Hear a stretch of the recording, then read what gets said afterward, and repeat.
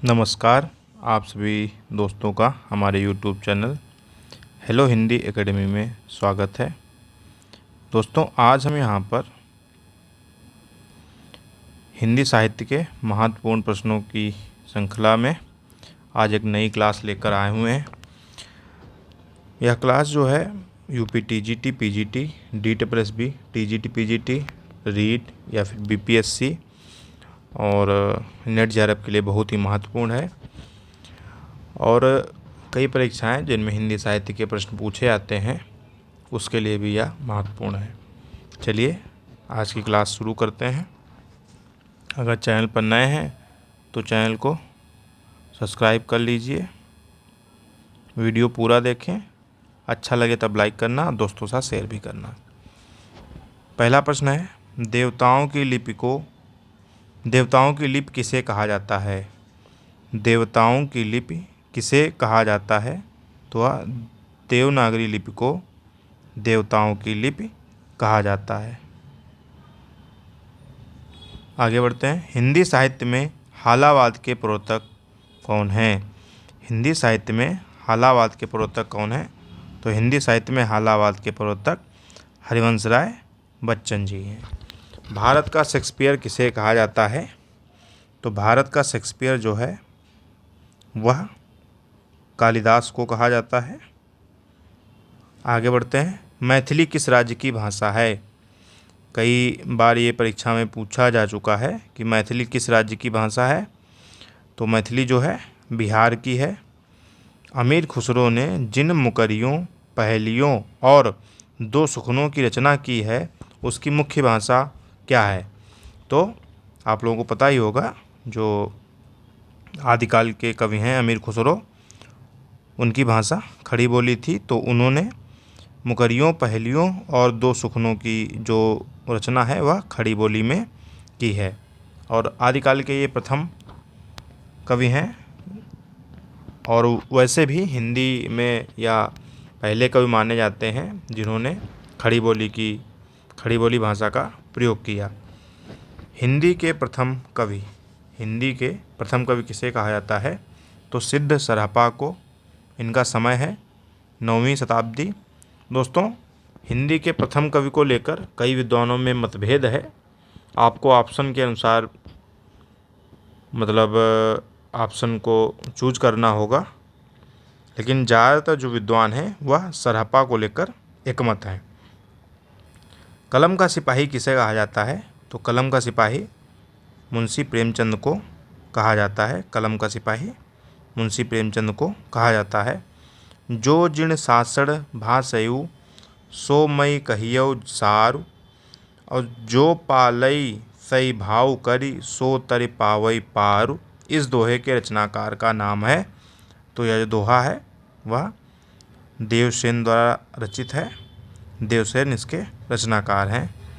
भारत में सबसे कम बोला जाने वाला भाषाई समूह कौन सा है? तो जो भारत में सबसे कम भाषा समूह बोला जाता है वह है चीनी तिब्बती। और हिंदी का प्रथम पत्र कौन सा है? तो हिंदी का प्रथम पत्र उदंत मार्तंड है। और इसके संपादक कौन थे? पंडित जुगल किशोर। चीनी तिब्बती भाषा समूह की भाषाओं के बोलने वालों को क्या कहा जाता है? मतलब ये कि जो चीनी तिब्बती भाषा समूह की भाषाओं को बोलते हैं उनको क्या कहा जाता है? तो उनको निषाद कहा जाता है। ठीक है। हिंदी विषय पर प्रथम ज्ञानपीठ पुरस्कार पाने वाले कौन थे? हिंदी विषय पर प्रथम ज्ञानपीठ पुरस्कार मतलब हिंदी भाषा में सबसे पहला ज्ञानपीठ पुरस्कार किसको मिला? तो वह सुमित्रानंदन पंत को मिला। और किस भाषा पर मिला वह आप लोग हमें कमेंट बॉक्स में बताइए। किस रचना पर मिला? भाषा तो हिंदी है, किस रचना पर मिला आप लोग हमें कमेंट बॉक्स में बताइए। निम्नलिखित में से प्रेमचंद की अंतिम कहानी कौन सी है? तो प्रेमचंद की अंतिम कहानी कफन है। भारत में सबसे अधिक बोला जाने वाला भाषाई समूह कौन सा है? भारत में सबसे अधिक बोला जाने वाला भाषाई समूह कौन है? इंडो आर्यन जो भाषाई समूह है यह सबसे अधिक बोला जाता है। रामधारी सिंह दिनकर को किस रचना के लिए ज्ञानपीठ पुरस्कार मिला? जो रामधारी सिंह दिनकर हैं इनको किस रचना के लिए ज्ञानपीठ पुरस्कार मिला?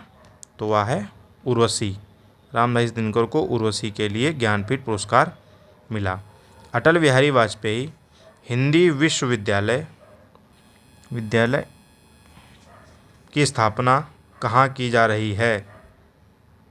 अटल बिहारी वाजपेयी हिंदी विश्वविद्यालय की स्थापना कहाँ की जा रही है या कहाँ हुई है?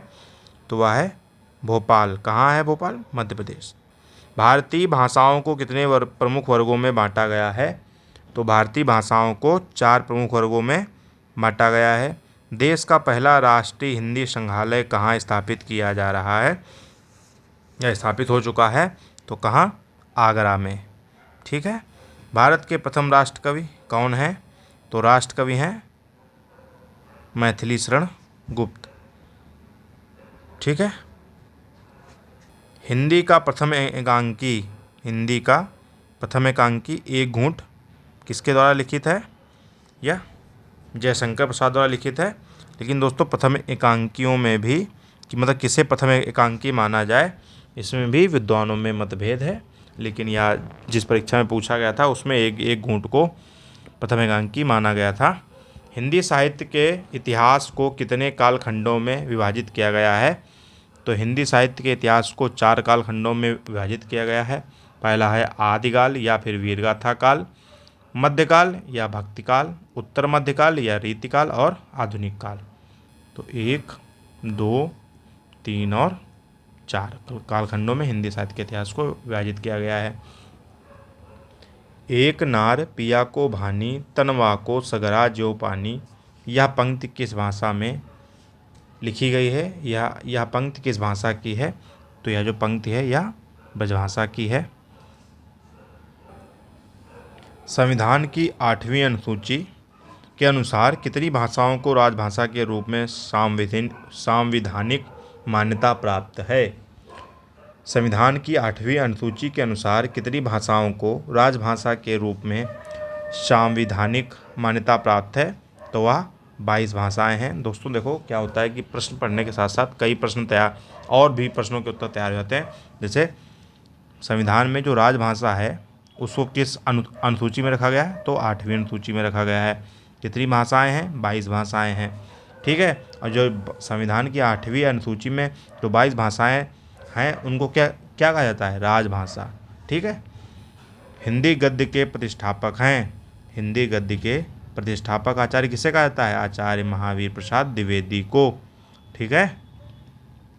हिंदी के सर्वप्रथम दैनिक समाचार पत्र है। देखो जो प्रथम समाचार पत्र अगर आए तो उदंत मार्तंड, और वह जो उदंत मार्तंड था वह था साप्ताहिक, और दैनिक मतलब रोज जो समाचार पत्र आता था वह है सुधा वर्षण। ठीक है। उसका नाम है सुधा वर्षण। अंतर देख लीजिए, जो उदंत मार्तंड था वह साप्ताहिक और दैनिक कौन है? सुधा वर्षण। तो इस प्रकार आपकी आज की क्लास समाप्त होती है। अगर वीडियो अच्छा लगा हो तो लाइक कर दीजिए, दोस्तों के साथ शेयर भी कर दीजिए। अगर चैनल पर नए हैं तो सब्सक्राइब कर दीजिए। अगर कर चुके हैं तो कम से कम अपने एक दोस्त से करवाइए। मिलते हैं अगली क्लास में, तब तक के लिए नमस्कार, जय हिंद। आप लोग अपनी तैयारी करते रहिए और हमें अपना प्यार और आशीर्वाद प्रदान करते रहिए। सब्सक्राइबर दोस्तों 900 प्लस हो गए हैं, जल्दी से इनको 1000 पहुंचाइए। नमस्कार।